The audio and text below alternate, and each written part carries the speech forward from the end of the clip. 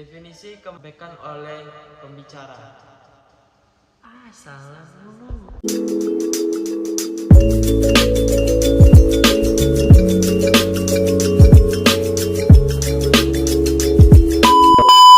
Assalamualaikum warahmatullahi wabarakatuh. Salam sejahtera bagi kita semua.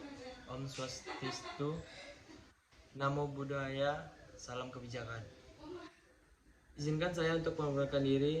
Saya Firmanza, mahasiswa jurusan Teknik Informatika, Fakultas Ilmu Komputer, Universitas Esa Unggul, Jakarta, dengan NIM 2021-0801-487. Di video ini saya akan menjelaskan mengenai kemampuan berbicara dalam pembelajaran bahasa. Salah satu keterampilan yang harus kita kuasai adalah keterampilan berbicara.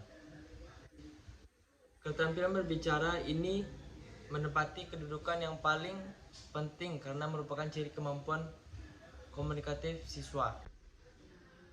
Definisi kemampuan berbicara merupakan ungkapan, pikiran, dan perasaan seseorang dalam bentuk bunyi ujaran. Sedangkan keterampilan berbicara adalah keterampilan mengucapkan bunyi-bunyi, artikulasi, atau mengucapkan kata-kata untuk menceritakan, mengekspresikan, menyatakan, menyampaikan pikiran, gagasan, dan perasaan orang lain dengan kepercayaan diri untuk berbicara secara wajar, jujur, benar, dan bertanggung jawab, serta sekaligus dapat menghilangkan masalah psikologis seperti rasa malu, rendah hati, dan berat lidah. Tujuan berbicara merupakan hal yang sangat penting untuk ditentukan sebelum seseorang pembicara memaparkan gagasan. Tujuan utama dari pembicara adalah untuk berkomunikasi dalam bahasa Indonesia. Tujuan berbicara itu terbagi menjadi 4, yaitu 1. Informasi. Tujuan informasi merupakan tujuan berbicara yang dipilih pembicara ketika ia bermaksud menyampaikan gagasan untuk membangun pengetahuan pendengar. Tujuan berbicara jenis ini merupakan tujuan yang paling dominan dilakukan dalam kehidupan sehari-hari, seperti merangkai sesuatu, menjelaskan proses, konsep, dan data, mendeskripsikan benda, dan berbagai kegiatan informasional lainnya. 2. Reaktif. Maksud dari reaktif adalah tujuan berbicara untuk menciptakan kesan yang menyenangkan bagi pembicara dan pendengar. Tujuan dari tipe ini adalah untuk menghibur agar pendengar merasa terhibur dengan kehadiran pembicara. Jenis percakapan ini sering berbentuk lelucon, namun obrolan ringan juga merupakan bentuk percakapan untuk tujuan hiburan. Alasan tidak dilakukan dengan kecenderungan menghina, menghakimi, dan bentuk pengamatan psikologi serius lainnya. 3. Persuasif. Persuasif yaitu upaya untuk mempengaruhi lawan bicara agar bertindak sesuai dengan apa yang diharapkan dari pembicara dengan menggunakan bahasa yang halus dan menarik. Yang keempat atau yang terakhir yaitu argumentatif. Tujuan argumentatif ini merupakan tujuan berbicara untuk meyakinkan pendengar atas gagasan yang disampaikan oleh pembicara. Ciri khas tujuan ini adalah penggunaan alasan-alasan rasional di dalam bahan pembicaraan yang digunakan pembicara. Bicara jenis ini banyak digunakan dalam kegiatan diskusi ilmiah, keilmuan, maupun debat politik. Manfaat keterampilan berbicara ini ada 7. Yang pertama, komunikasi dengan antara individu dan kelompok menjadi efektif. Yang kedua, melancarkan pertukaran informasi. Yang ketiga, menambah kepercayaan diri. Yang keempat, menambah karisma dan wibawa. Yang kelima, salah satu faktor mempermudah memperoleh pekerjaan. Yang keenam, menambah level nilai dalam diri. Dan yang terakhir, ketujuh, bisa mendapat kepercayaan dari masyarakat. Jenis berbicara. Pengelompokan berbicara dapat dilakukan dengan cara yang berbeda, tergantung dasar yang digunakan. Pengelompokan berbicara sedikitnya dapat dilakukan berdasarkan 3 hal, yaitu situasi, keterlibatan pelaku, dan alur pembicaraan.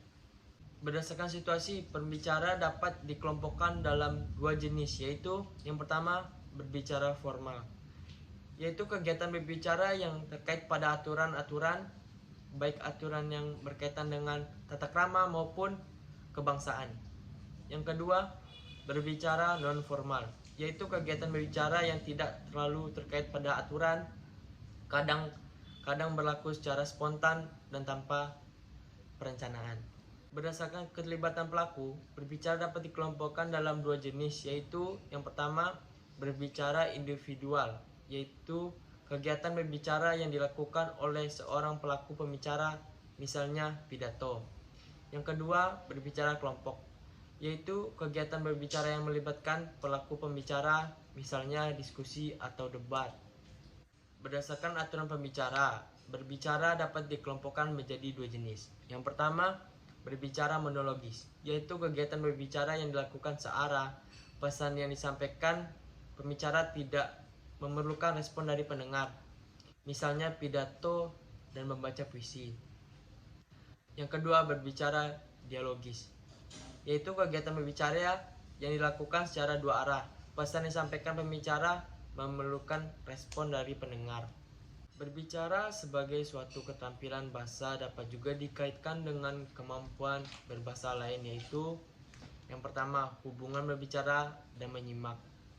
A. Seorang anak berbicara dimulai dengan menyimak. B. Terjadi pergantian peran antara penyimak dan pembicara. C. Kemampuan bicara dijadikan tolak ukur kemampuan menyimak. D. Berbicara dapat dijadikan bentuk reproduksi dan proses menyimak. Yang kedua, hubungan berbicara membaca. A.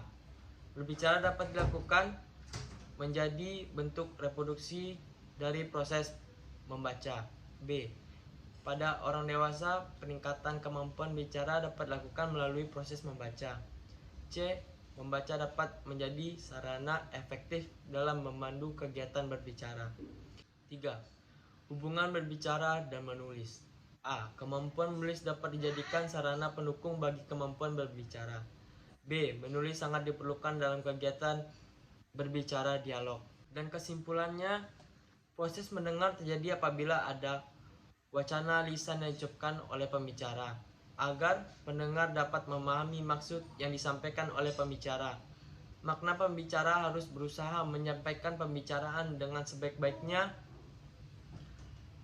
Dengan kata lain, pembicara harus terampil bicara, yaitu memilih, menata gagasan yang ingin disampaikan, menuangkan ke dalam kode-kode kebangsaan sesuatu dengan konteks komunikasi, dan mengucapkan dengan intonasi, tekanan, nada, dan tempo yang tepat.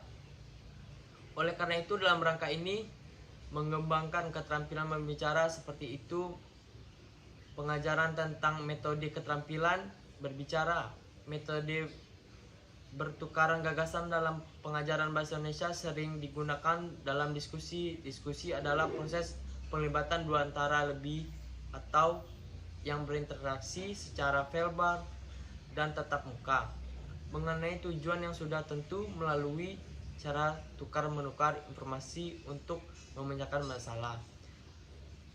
Kiranya cukup sekian saja pembahasan dari saya. Terima kasih atas perhatiannya. Wassalamualaikum warahmatullahi wabarakatuh.